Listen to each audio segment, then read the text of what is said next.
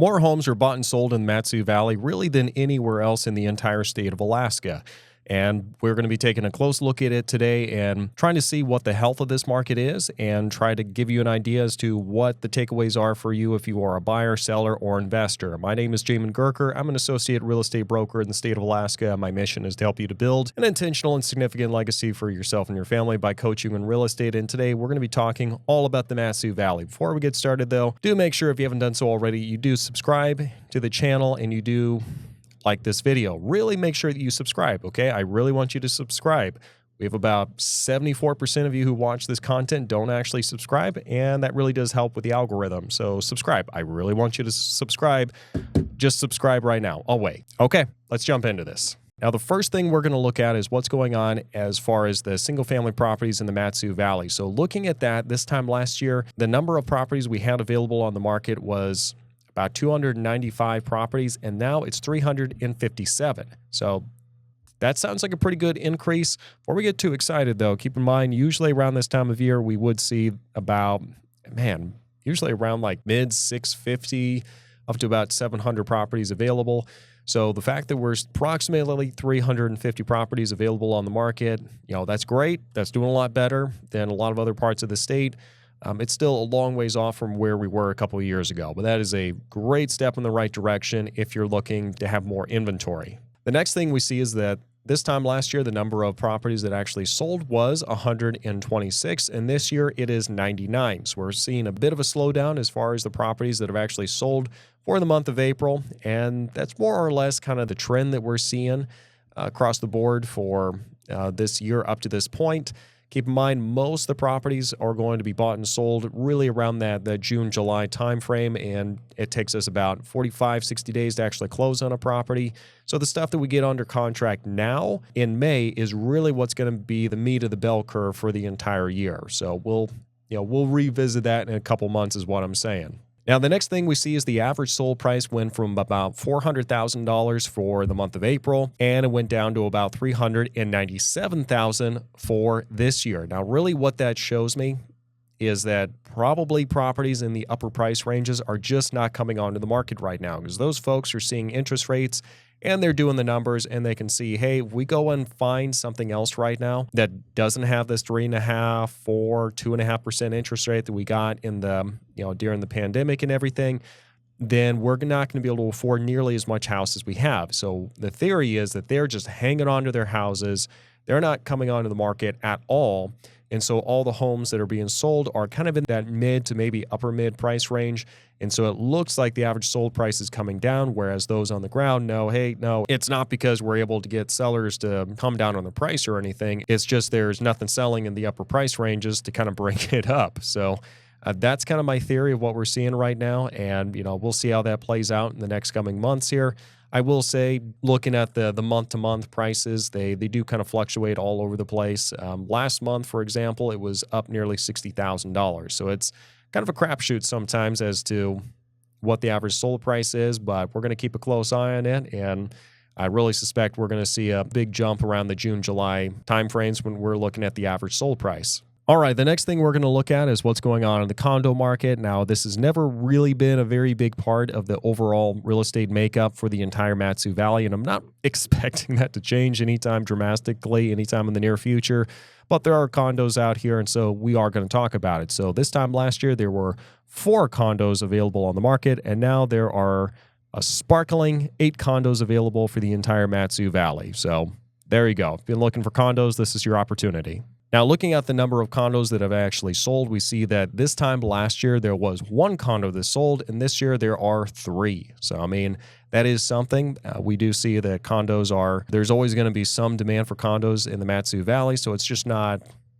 even though there's not a ton of them, there is some demand for them because some people do need kind of that consolidated, pared down form of living that you get with a condo that you just don't get with trying to maintain a property that's minimum 1 acre, 3-bedroom, 2-bath, and all that other good stuff. Now, the next thing we see is the average sold price went from $160,000 this time last year to $275,000 for average sold price for the month of April this year. Now, Yeah, we've kind of talked about it before. Let's not get too excited. Anytime we're dealing with a really small market, it only takes one or two properties here and there to just throw off all the numbers one direction or the other.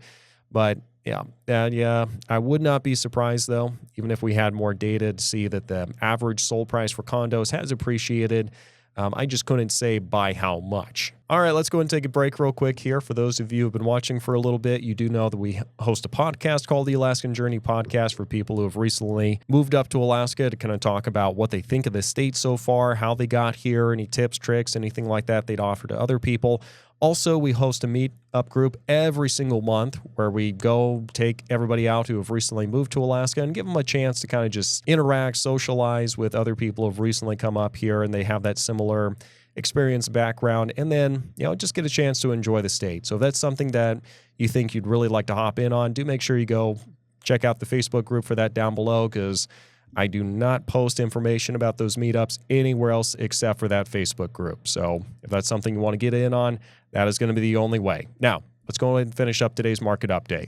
This time last year, from the multifamily market, we see that there were 30 multifamily properties available on the market, and this year there are 33. So slight increase, not by too much though. Next, we see that the number of multifamily properties that have actually sold went from 9 this time last year and remained 9 this year. So not a whole lot of movement there as far as multifamily properties go in the MatSu. Now, looking at the average sold price for multifamily properties in the MatSu Valley, we see that it went from approximately $508,000 for the month of April last year to about $555,000 this year. Now, looking year to date, it does look like it's staying a bit of an increase, like nothing crazy like what you would see with that. Looking at these month-to-month numbers can kind of skew things because it makes it look like that month is the end-all be-all for the entire year. But, that is a healthy increase. We see some decrease for 2 months and then some drastic increase for other months. So I would expect to see probably at least a 3, maybe 4% appreciation for multifamily properties in the MatSu Valley. But, it's really hard to say till we get a little further along and get some more data. All right, so let's go and summarize all this for you. Now, the big takeaway for me, if I were a buyer right now, is that the MatSu Valley has more inventory available than really any other market in the entire state right now. So that's a big plus, number one, if you're looking for more options if I'm a buyer.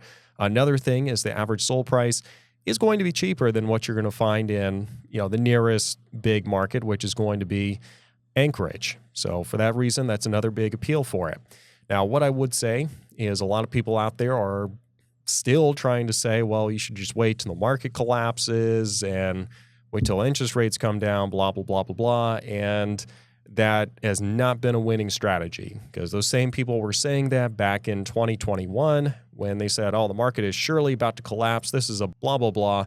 The average sold price has gone up by nearly $100,000 in the MatSu since then. So if you were waiting on the fence thinking you were just going to pick up all the pieces when the market collapsed, that's not happened. As a matter of fact, it's gotten even more difficult to get into the market since then. So control the stuff you can control, hop in, and just understand it's not a matter of timing the market. It's the amount of time you spend in the market that is really going to make it work for you on paper. Because if you jump in at any time and then like a year later you're moving, it's not going to feel great either way. It doesn't matter how good of a deal you got. Now, if you're a seller, this is a pretty good market to be selling in. Not the same market that we had a couple of years ago, but still pretty solidly a seller's market. And as long as we are on top of the marketing for you and we make sure the property looks good, smells good, all that good stuff, there's no reason to expect you having any issues with selling in this market as long as it's priced correctly and in line with what the market is showing. If you are an investor, make sure your numbers balance out.